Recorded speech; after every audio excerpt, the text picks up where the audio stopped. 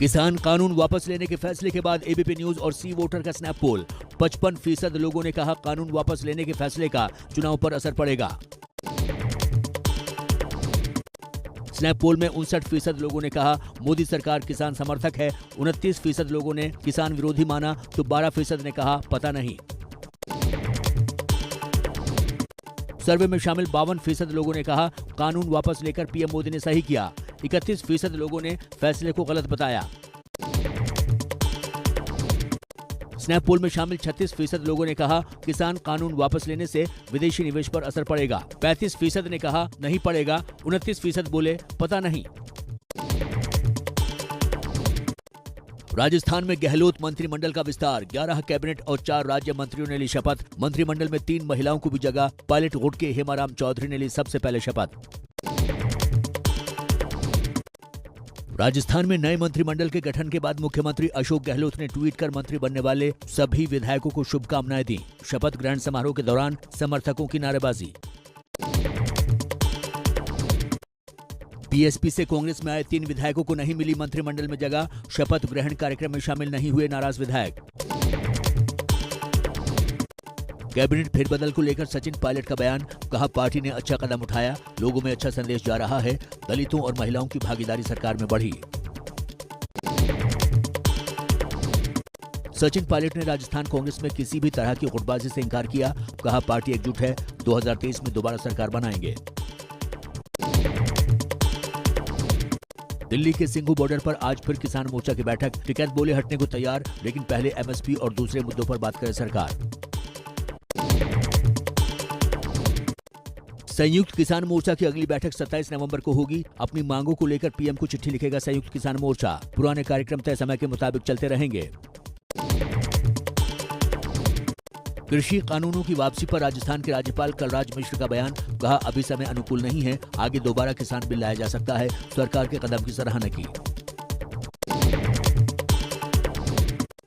BJP नेताओं के चुनाव बाद कृषि कानून वापस लेने के बयान पर कांग्रेस महासचिव प्रियंका गांधी का निशाना। प्रियंका ने कहा बीजेपी ने भूमि अधिग्रहण कानून के मामले में भी यही छल किया था। कलराज मिश्र के बयान पर योगेंद्र यादव का पलटवार, कहा वो खुद को प्रधानमंत्री से भी ऊपर समझ रहे हैं, पीएम को इस पर अपना बयान देना चाहिए। कांग्रेस के वरिष्ठ नेता दिग्विजय सिंह का बीजेपी से सवाल, किसान आंदोलन के दौरान 700 किसानों की जान गई, उसकी जिम्मेदारी कौन लेगा? एमएसपी पर कानून कब बनेगा? सरकार जवाब दे। कृषि कानून की वापसी को लेकर एसपी नेता का बीजेपी पर तंज, पीएम कुछ कह रहे हैं, राजस्थान के राज्यपाल कुछ और कह रहे हैं, आखिर बीजेपी की मंशा क्या है? पूर्व कैबिनेट मंत्री और बीजेपी नेता चौधरी बीरेंद्र सिंह ने कहा कलराज मिश्र और साक्षी महाराज के बयानों से अविश्वास पैदा हो सकता है, ऐसे बयान से बचना चाहिए। कृषि कानून वापसी को लेकर बोले शाहनवाज हुसैन, कहा पीएम मोदी ने कानून वापस लेकर दिखाया बड़ा दिल, इसी का मतलब है लोकतंत्र।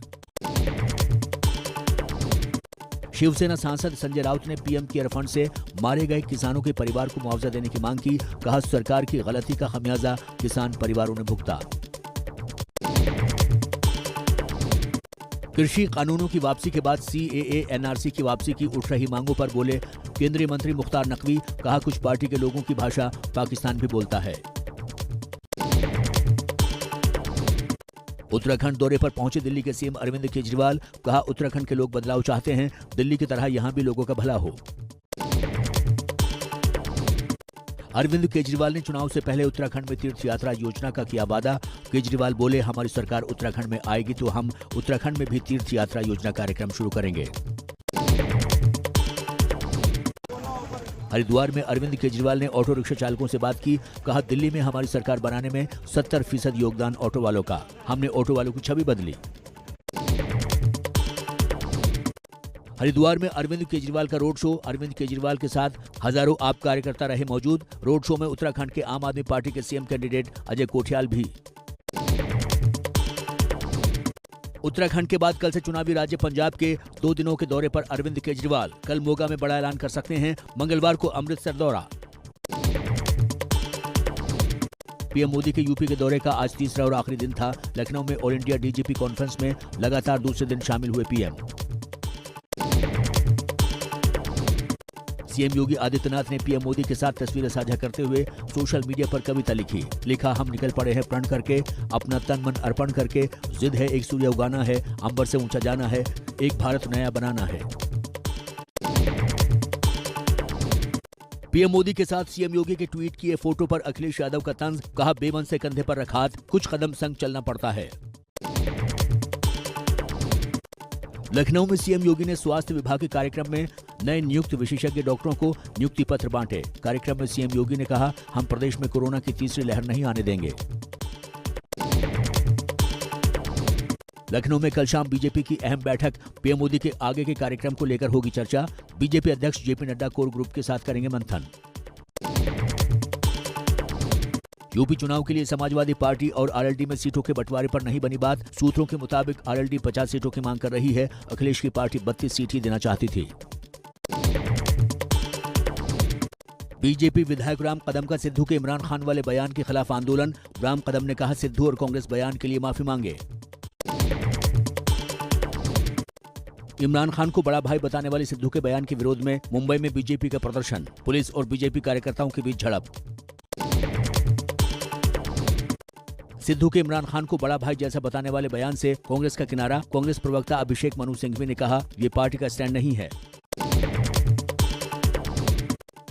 चीन को लेकर राहुल गांधी के उठाए सवाल पर केंद्रीय मंत्री किरण रिजिजू का पलटवार। किरण रिजिजू बोले, राहुल को चीन सीमा की समझ नहीं, उनको गंभीरता से नहीं लेना चाहिए।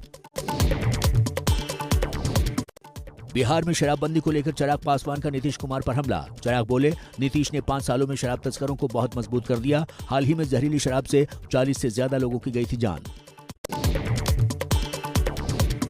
ममता बनर्जी का कल दिल्ली दौरा, शाम 5 बजे दिल्ली पहुंचेंगी। पीएम और विपक्ष के नेताओं के साथ मुलाकात की संभावना। हैदरपुरा एनकाउंटर के विरोध में श्रीनगर में महबूबा मुफ्ती ने पार्टी कार्यकर्ताओं के साथ एलजी हाउस तक निकाला मार्च। बीजेपी नेता रामदास अठावले ने कांग्रेस पर साधा निशाना। दलितों को आगे बढ़ाने की नीति दिखावे की है, कांग्रेस दलितों का हक दिलाने में नाकाम। रक्षा मंत्री राजनाथ सिंह ने उद्धव ठाकरे की पत्नी रश्मि ठाकरे को फोन कर उद्धव ठाकरे का हालचाल पूछा। फिलहाल डॉक्टरों के मुताबिक उद्धव ठाकरे किसी से मिल नहीं सकते।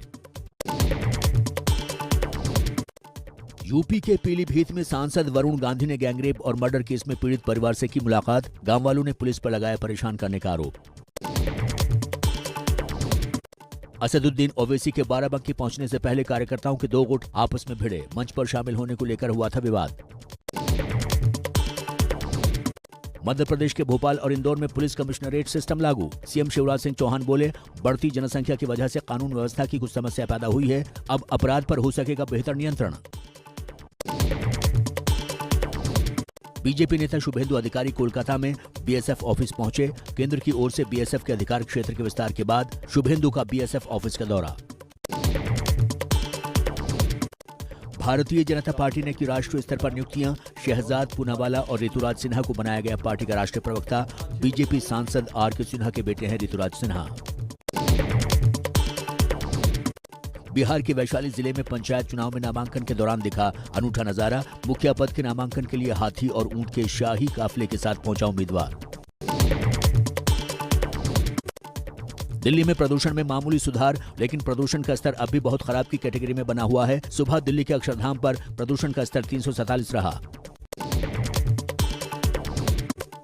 दिल्ली के प्रदूषण को लेकर दिल्ली के पर्यावरण मंत्री गोपाल राय ने कल उच्च स्तरीय बैठक बुलाई। प्रदूषण की रोकथाम को लेकर होगी चर्चा। दिल्ली में प्रदूषण पर काबू पाने के लिए बड़ा फैसला। मेट्रो और बसों में खड़े होकर सफर करने को डीडीएमए ने शर्तों के साथ दी मंजूरी। सड़कों पर ट्रैफिक घटाने का मकसद। नौसेना के जंगी बेड़े में शामिल हुआ आईएनएस विशाखापट्टनम। ब्रह्मोस मिसाइल से लैस है स्वदेशी आईएनएस विशाखापट्टनम। मुंबई में नौसेना में शामिल किया गया। आईएनएस को नौसेना में शामिल किए जाने पर राजनाथ सिंह बोले, दुनिया बढ़ा रही है अपनी सैन्य ताकत। इंडो पैसिफिक को सुरक्षित और स्वतंत्र रखना हमारी जिम्मेदारी। कुछ देशों का रवैया गैर जिम्मेदाराना। कोरोना की बूस्टर डोज को लेकर आईसीएमआर का रिसर्च। 6 महीने बाद किसी भी व्यक्ति को बूस्टर डोज की जरूरत पड़ सकती है। गुजरात में कल से 1 से 5वीं तक के स्कूल खुलेंगे। पेरेंट्स की अनुमति के बाद ही बच्चे क्लास में आ सकेंगे। स्कूल आने वाले छात्रों को कोविड प्रोटोकॉल फॉलो करना होगा। बढ़ते प्रदूषण को देखते हुए बंद किए गए दिल्ली के सभी स्कूल अगले आदेश तक बंद रहेंगे। स्कूल खुलने तक ऑनलाइन कक्षाएं जारी रहेंगी। पूरे विधि विधान के साथ बद्रीनाथ धाम के कपाट शीतकाल के लिए हो गए बंद। इसी के साथ इस साल की 4 धाम यात्रा का समापन हुआ। बद्रीनाथ के कपाट बंद होने के बाद आदि गुरु शंकराचार्य की गद्दी जोशीमठ के पांडुकेश्वर लाई गई। बड़ी संख्या में श्रद्धालु है शामिल। अब 6 महीने तक यहीं होंगे दर्शन। देश के सबसे साफ शहर का अवार्ड जीतकर इंदौर पहुंचने पर अधिकारियों का एयरपोर्ट पर हुआ स्वागत। लगातार 5वें साल देश का सबसे साफ शहर चुना गया इंदौर। आंध्र प्रदेश में भारी बारिश की वजह से कई जिलों में नदी और नहर उफान पर। चित्तूर, कड़पा, नेल्लूर और अंतनपुर जिले के कई इलाकों में आई बाढ़। एनडीआरएफ की टीम ने शुरू किया बचाव अभियान। यूपी के मऊ में बाहुबली मुख्तार अंसारी पर प्रशासन का शिकंजा। मुख्तार के करीबियों के करीब 3.25 करोड़ की संपत्ति प्रशासन ने जब्त की। नॉर्थ त्रिपुरा जिले के हेमसापारा इलाके में शॉर्ट सर्किट से लगी भीषण आग। कई घर जलकर खाक हुए। घायलों को अस्पताल में भर्ती करवाया गया।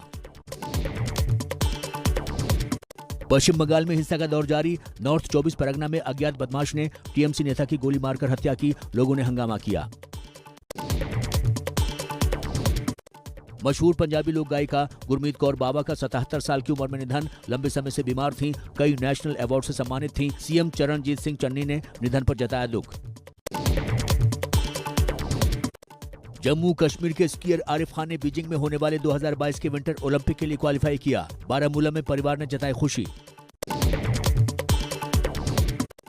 श्रीलंका के खिलाफ गोल में खेले जा रहे पहले टेस्ट में वेस्टइंडीज के खिलाड़ी जेरेमाई सोलोजेनो फील्डिंग करते हुए गंभीर रूप से घायल। अस्पताल में भर्ती करवाया गया। सोलोजेनो का ये पहला टेस्ट मैच है। जेरूसलम में इजरायली पुलिस की फायरिंग में एक फिलिस्तीनी युवक की मौत। 4 अन्य घायल। जेरूसलम में धार्मिक स्थल पर जाने के दौरान हुई थी झड़प।